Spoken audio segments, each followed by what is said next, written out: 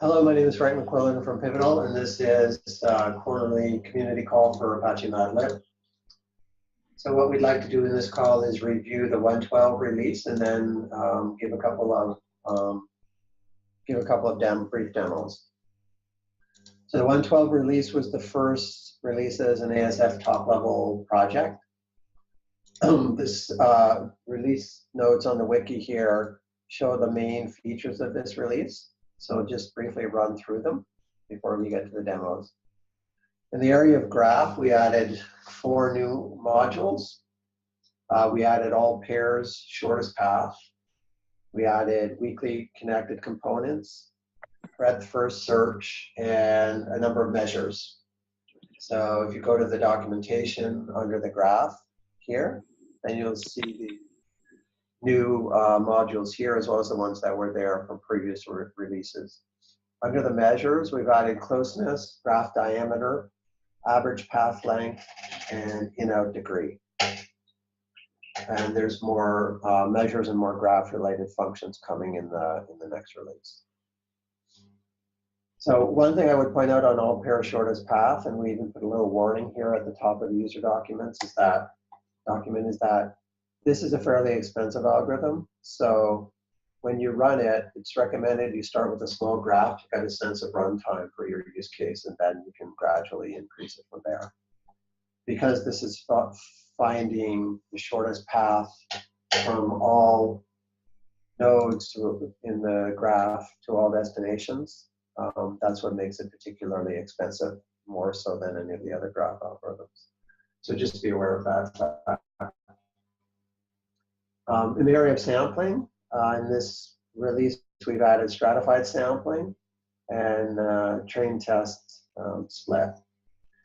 And the other new thing we've added is artificial neural networks. We've done an implementation of multi-layer perceptron, and we'll demonstrate that one as well in this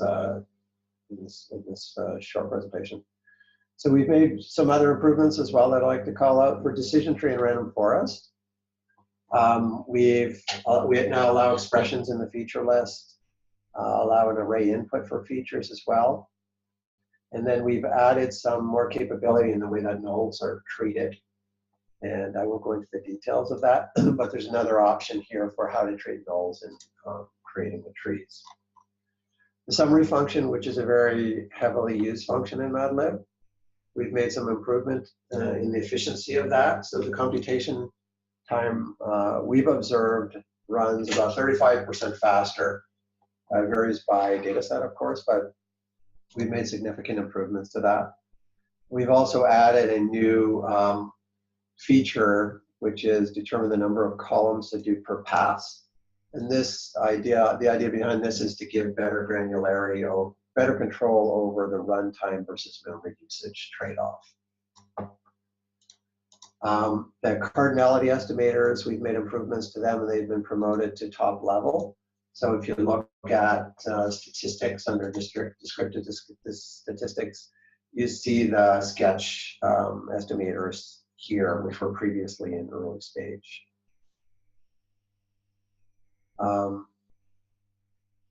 Along with a bunch of changes associated with Apache top-level project readiness, and then a number of bug fixes here. So this is a fairly substantial release with a lot of features, a lot of improvements, and a lot of bug fixes. And it's available in the usual place on the Apache distribution site. One thing I will point out is that under the community artifacts folder of the MADlib site, we've posted the new Jupyter workbooks for the new features. So what we try to do here is every time we build a new feature, say we talked about the perceptron here, we post a notebook here so that you can use this as a starting point for your work.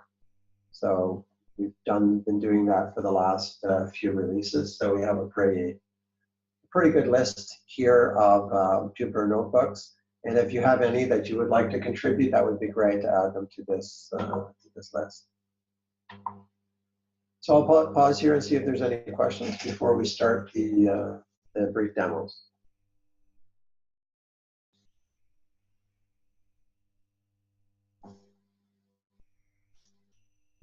Okay. So I thought I would start with a demo of the train test split, and then hand it over to my colleague Nandish, who's going to do a couple other ones. So train test split is a fairly classic thing in data science to split your data set into training sets and data and testing sets. So what we've provided is a utility that makes it a little bit easier to do that. So here I'm running MADlib 1.12. Here you can see an on a Postgres instance on my laptop. So I'm going to create an input table. I'll generate that. So what this input table consists of is 4 columns. It has a grouping column. It has 2 sort of data columns and 2 grouping columns. Well, I should point out what the, so this one is selection here. This is the one that we're looking at.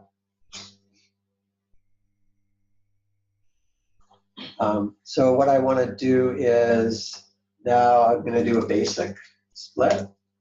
So if I run this, what I'm providing is the input table, the name of the output table, and then the training proportion. And the rest of the functions are, I've just accepted, you can see that all of the other parameters are just optional. So all I've specified is the train proportion. The test proportion will automatically be set to the complement of the train proportion, so 1 minus. So if we look then at the output, you'll see I've ordered it by split. So we said we wanted 90% of the samples in our training set and 10% by complement in our test set. So 1 is the training set. So you can see I've got of this small 25 rows, I've got 90% of them are in the training set and then 3 in the test set. Now, if I want to add a little bit more control here, then I will, in this case, use grouping. So I have 2 grouping columns, group 1 and group 2. I'm going to do a sampling without replacement, which is the default actually. And if I run that and look at the output, then you can see that I have group 1 and group 1 here, these first few rows here. You can see that we have a split of the training set and the test set. I actually made it 50-50. Likewise, in the next group, where it's 1, 2, I've got some zeros for the test set, some 1s for the training set. And then the last set of groups is 2, 2. And I've got, again, a split there. So what grouping split allows you to do is use a strata to define how you want to split the groups. And I may want to add a couple other options here, which are using groups again, but now sampling with replacement, and then separating the output tables. As you can see above here, I have both my training and my testing data in the same table. I may want to split it. So then I separate. So what I do is I say I want separate output tables, and I ask for sample with replacement. Sample with replacement, it means that, of course, you are, it's possible to get the same sample, the same row in a sample because you've replaced it before you resample. Right, so if I run that one here, and then I'm looking at my train. So this is just the training set here. So I've got, and I've done this by group here. So I have my training set here, and then I have an output test set here as well. I run that, and then I get a separate test table out. So this gives you a little bit more control, but it makes more sense to have training and test data in a separate tables. Okay. So maybe I will stop sharing and then ask my colleague Nandish to do a couple more demos. Thank you, Frank.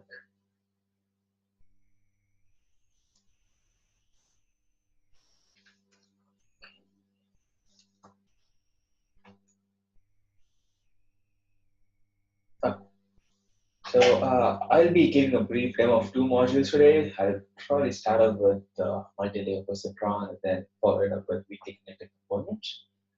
MLP, or as Frank mentioned earlier, that this is one of the new modules that we had added in 1.12. And this is the first module, and hopefully many more to come for neural networks. So I already have a bunch of data loaded. So this can be found in the MADlib community artifacts. If you just go in here, so this is the GitHub repo, and in this GitHub repo you have the data and also the Python notebooks that Frank mentioned earlier. So I've already loaded the data from these two files, which is in that particular repo. And so what neural nets are, as many of you would know here, it's very loosely inspired by the neurons in the brain in humans. So you have neurons which are connected by dendrites, many connecting into and many going out of the neuron. And neural networks initially started off trying to mimic this particular thing, and the neural network is also kind of assumed to believe that it's believed that it kind of mimics this particular setup, even in the neural network that we have.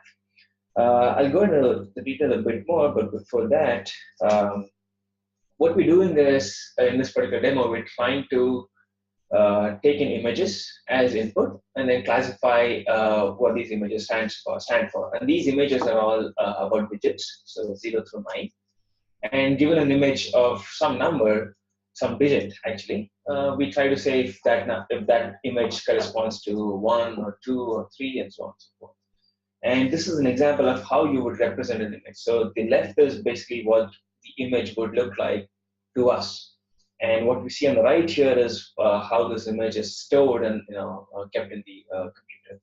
So here, as you can see, we have several zeros here and a bunch of non-zero values, which corresponds to the grayscale that corresponds to the image. So wherever we see a dark or a black spot here, we see a non-zero value, and a 1 here represents a proper black, and probably 0.5 has a hint of gray in it. So less black and probably some white coming in there. So once we represent this image, I think this is a 28 by 28 image. So this has about 728 pixels, I think. So every image that we have is stored as a matrix this way here. And just to see what the data actually looks like. So this is what it actually. So 0. So what we see here is y, which is basically 0. And this is what 0 is represented as in terms of a matrix or an array. So we have a bunch of non-zero values, which represents the scale of grayness in that particular image. And this is what a 4 looks like in the form of an array. And so what the input that the computer sees is basically this, and we want to say if this corresponds to a 4 or a 1 or a 2. And going by what the neural net actually is, so what happens here is we have a bunch of layers. So given an input, which is an image, which is a 28 by 28 pixels image, that would form as the input. Each pixel would form as this particular green blob here. And neural nets has several hidden layers. And as you can see here, these are the blue blobs which here form the hidden layers.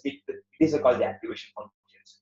So what neural nets do is, given an input, it applies some kind of transformation, learns some particular perceptron, and then feeds the output of that perceptron into this activation function, which is the blue blob. and the blue blob takes in this output and then spits out a different output from here, which is fed as the input to the next hidden layer. As the name suggests, multi-layer perceptron is basically a combination of several perceptrons. A single perceptron tries to generate a linear boundary for any given data set. And a combination of these multi-layer perceptrons, which are combined using these activation functions in the form of hidden layers here, would help you generate a non-linear boundary. So the linear boundary of a single perceptron is converted to a non-linear boundary by combining the outputs of multiple perceptrons. That's why it's an MLP. And the last layer is basically the output layer. And here we have 10 neurons because we have 10 digits. And whichever output layer gets the highest probability is what we say this particular image belongs to. So if hoping that the output layer corresponding to output node corresponding to 7 has the highest probability, then we would say that, okay, that's what this image represents. And I'll run this. So this is the module that we'll run. I'll run this right away because it'll take close to a minute. But yeah, so this is the training function for classification in MLP. So we have a similar function called MLP underscore regression for performing regression tasks. And this is what we have for classification. So this particular, the first parameter is the source table. So this is the table that has this particular data.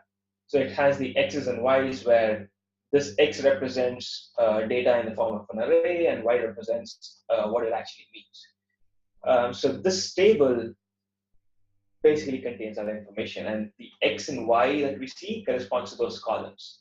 And as we have used in other MADlib modules, X is the independent variable and Y becomes the dependent variable. And this is where we'll be storing the results in. So basically the model that we train will be stored here. And this basically says that we have 2 hidden layers, each with 20 neurons. And we could have fewer or more hidden layers by just increasing the array length, and we could have different number of neurons in each hidden layer and we can specify what the number of neurons are in each hidden layer. And this whole thing is a set of optimization patterns. So some of them, as you can see, are the initial learning rate and the number of iterations you would want to run this particular algorithm for, and also the learning rate policy that we want to choose. And this is a regularization parameter, and tolerance basically says, okay, if it's set to 0, then we make sure that it runs for these number of iterations. If not, it checks for convergence based on the tolerance value you have. The learning rate init and then learning rate policy are all linked to each other. Basically, it tries to figure out what the initial. This says what's the initial learning rate for the gradient descent is, and this basically changes that initial learning rate when the number of iterations increase based on the policy that we use here. And this is the activation function we use for all the units in the hidden layers, which is the tanh activation function, which basically takes a real value and converts it into something between -1 and 1. And here we're not using any warm start. Basically, this is a very useful parameter which would say that you could train a model to with certain parameters, and then you could reuse that particular model to run with a different set of parameters with a different number of iterations, and you could improve upon the older model. But right now, it's not doing that. So we do have the model now, and just to see what the model looks like.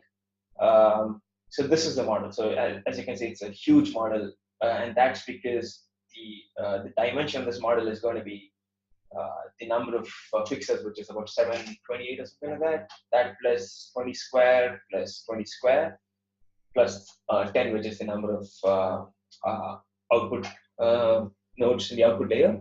So this is going to be several hundred thousands in terms of number of coefficients.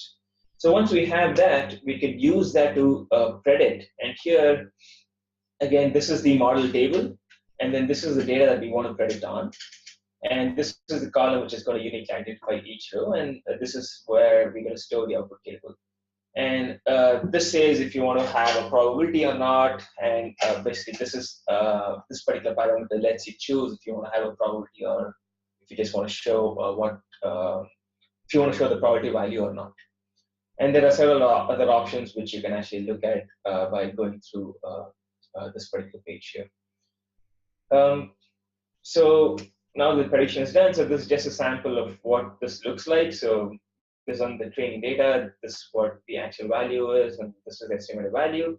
But more importantly, if you look at what the accuracy is, this is for the training data itself. So whatever input data that this was trained on is what we're getting the accuracy on again. So it is about 87.5%, and you could, and this is the accuracy we have on the test data that we just ran. And we could certainly improve the accuracy. Say if you run with a lot of hidden layers, 200 each, 2 hidden layers, but a lot of units in each of those hidden layers, you could get a much better accuracy. This will take a much longer time, so I'm not running this now, but yeah, we get something close to this kind of accuracy on the test data. So this is the demo I had for multi-layer perceptrons, and this was something that we are all very excited about. And if you have any questions, I could take them now, or I could go to the next module. No questions? Okay. So this is one of the components, new components that we added for Graph. This and several others, like Frank mentioned, is APSP and I think page language grouping, all of that. So what this does is, given a directed graph, this can also take an undirected graph, but given a directed graph, this finds all weakly connected components. And what weakly connected component means is, it is the subgraph in a graph where every node is connected to every other node via some undirected paths. So even though it's a directed graph, the path that we use to find connected components is undirected. We don't care what the direction of the edges when we try to find the paths. So this is useful for many test cases in areas like where you want to find, I think for security and all of those use cases, this people try to find, given a big graph, they want to find the subgraphs that are kind of connected to each other. So let me start off with this one, and this is the going by the previous convention we've had for storing graph data. So this is how we create a vertex table. There's 17 vertices here, and we create an edge table here. So this is what the edge table looks like. So this is the source and the destination. As you can see, this is a directed graph. But this particular module is going to work even for an undirected graph. And the user ID is basically something that, so this is kind of a graph that's associated with this particular user. And this is the subgraph that's associated with this particular user here. And so, so this is the, this is how you call this particular module, and you say, doing this is the vertex table, and this is the column name that corresponds to the ID, and this is the edge table. And this is what says, okay, the source column is this, and the destination column is this. And this is where we're going to store the output results in. And this is the output here. So for each vertex identified by the vertex ID, we say which component that belongs to. As you can see, we consider the entire graph, and there's one node here which belongs to just one component, and that's because this particular node was not connected to any other node in this edge table. So that node becomes a single node component, and so this component has all of these IDs, and all of these vertices fall into this component, and all of these vertices fall into this component. As you can see, the component names are not starting from 0 and going through 4, but the component ID for a particular component is equal to the smallest vertex ID that's here. So here it's 0 because this is the smallest vertex ID you have, and here it's 14 because this is the smallest vertex ID we have this component. And we could also find components going by group, where you're grouping based on user ID. So we see that in this particular component, in this particular group, we just have one component, which is component 0. And in this particular group, we have two components, which is this and then this. And as you can see, the vertex 4 is not here anymore, because with grouping, we cannot specify which particular group it belongs to at the moment. So that doesn't come on, that's not shown under any component for any group. So once we have this particular output table, which has the component IDs for each group or without any grouping, we can get a lot of measures out of this one. So some of the measures that we have are finding the largest component table. So given this particular output table that we just generated, what are the largest components in this? So we say that for this particular group, the largest component is this particular ID, and it's the number of nodes in this component is 6.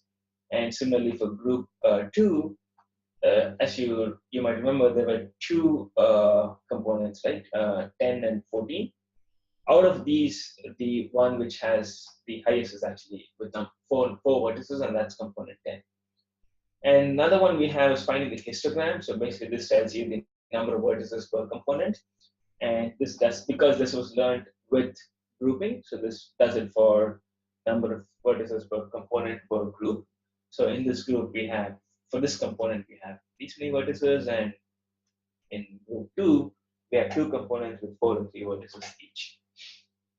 And another one is basically to see if there is a path that exists between these 2 nodes. So basically trying to figure out if any 2 given nodes belong to the same component or not.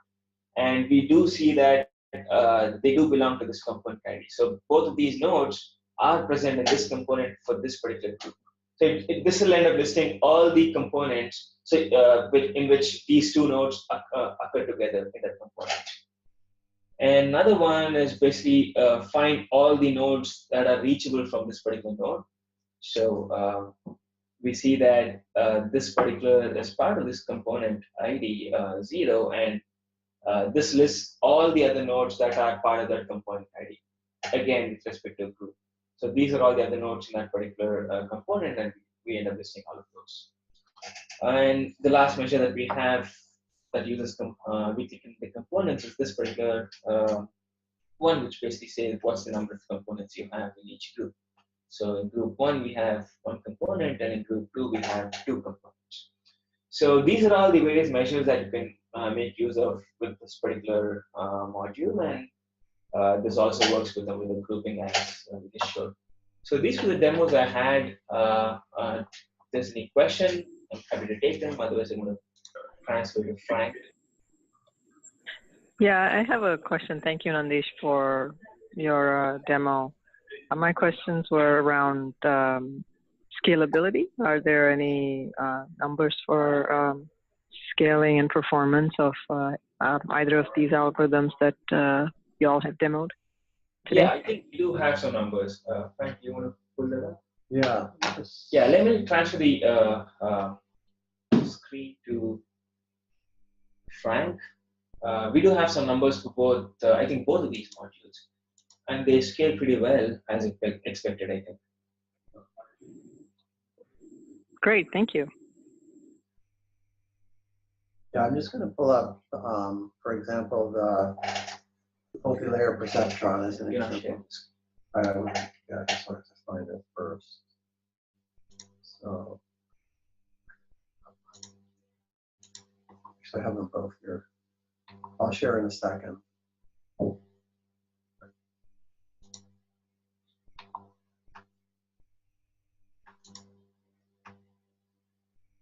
Okay. So for weakly connected components, we do try to do a fair amount of scale testing so that we have a pretty good understanding of how each module scales. So this is for weakly connected components. This is runtime in seconds for number of vertices. So you can see we go up to 100 million vertices, and then number of edges. So this is going up to edges per vertex. Okay, so up to 10,000 edges per vertex. So we also do scaling. So I'll show it's clear here, sort of the scale factor. So you can see that as we go, you can't see from there, but as we increase approximately by 10x in terms of number of vertices, then you can see that it's sort of sublinear. It's linear to sublinear in terms of number of vertices, right? So this is 3 times longer than this one, and that actually corresponds to 100 times more vertices. And if people are interested, let me know and I can send them these results. Someone is asking about the scale of the cluster. Oh, yes. So this cluster, I believe this was a 4-node Yes. Greenplum cluster. So it's running a relatively late 4.3 version. So it's a 4-node cluster, 4 segments. And then, do you know how many segments per segment server? I think 4 segments per node. Okay, so 4 segments per node. Okay, is there any other questions in the chat box? I've got a question about the graph stuff. Yeah. So in the spirit of a picture is worth 1,000 Excel spreadsheets, Yes. you know, that simple, I think there were 16 nodes in that graph, if my memory serves me correct. If you could present a visualization of that graph, it would help to kind of solidify the results, to, you know, to show the connected components as best. I don't know if this is helpful or not, or would be more confusing, but just a suggestion. Right. Are you talking about as a product feature or as? No, I just meant in this demo. Right. Yeah, it's a good point. I know when I'm trying to play with toy graph examples, I draw it out on a piece of paper so I can actually see what it is. And you're right that when you look at the representation within the database, it tends to be, you know, it tends to look like this, so that it is hard to visualize. So that's a good point, thank you.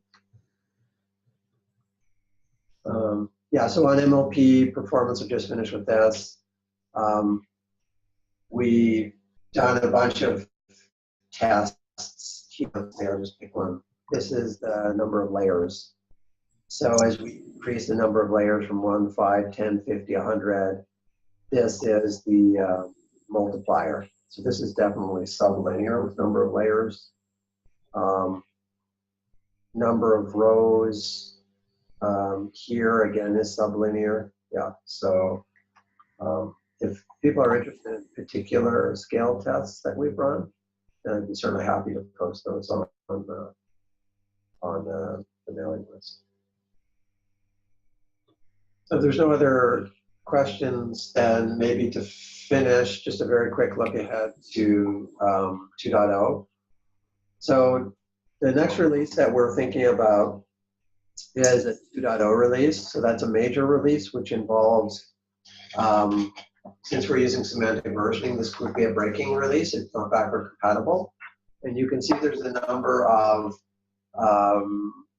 stories here around standardization of the user interface. So one of the things we're looking at is, you know, what can we do to improve the usability, either by reordering or you know, standardizing on the names of things, but looking at other options as well. So if anybody has an opinion on usability, then I would definitely be interested in hearing from you.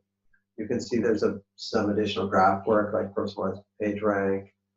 There's some performance related stuff like mini batching, which allows the stochastic gradient descent to work on multiple tuples instead of tuple at a time. And some additional work on neural nets. So anybody is welcome to participate in the project, of course. And if you have any suggestions, then please you know, open a JIRA or send a note to the mailing list. Is there any questions then before we close? No, thank you for the demos. They were great. Yes, thanks a lot.